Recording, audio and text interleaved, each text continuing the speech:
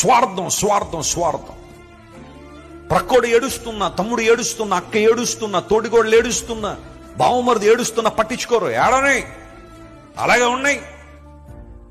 మేలు చేయగలిగి కూడా నువ్వు చేయకపోతే అది కూడా పాపం అన్నాడు బైబిల్లో.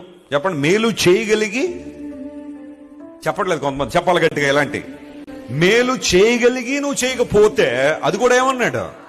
కొంతమంది చేయగలరు మేలు, ఒక చిన్న మాట చెబితే కొంతమంది ఉద్యోగం వస్తుంది, కానీ చెప్పరు. కారణం ఏంటో తెలుసా? నేను చెప్పనంతే ఆడు బాధలేదని పడిన ఒక్క మాట నువ్వు చెప్పుంటే, ఒక్క సంతకం నువ్వు పెట్టుంటే, ఒక్క చిన్న రికమెండేషన్ నువ్వు వచ్చుంటే ఓ జీవితం బాగుపడేది. కానీ నువ్వు చేయలే.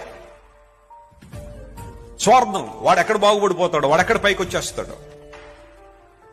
భారతదేశ పీతల్లాగా ఉంటుంది కొన్ని పరిస్థితులు. అంటే నేను నా దేశాన్ని ఏం కించపరచట్లేదు, కానీ కొంతమంది వ్యక్తిత్వాలు అలాంటివే. మనం ఎదిగే వాళ్ళు ఏం చేయకూడదు, ఎదవనకూడదు. మనం పైకి వెళ్ళే వాళ్ళు ఏం చేయకూడదు, వెళ్ళకూడదు. ఏదో విధంగా లాగేలేదు కిందకి. ఇదే ఆలోచన చాలా మంది జీవితాల్లో. లోతు కూడా అలాంటి వాడే.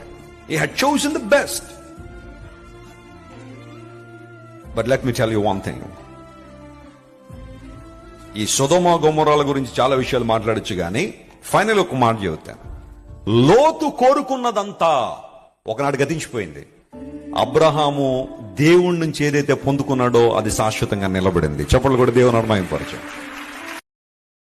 Download ShareChat.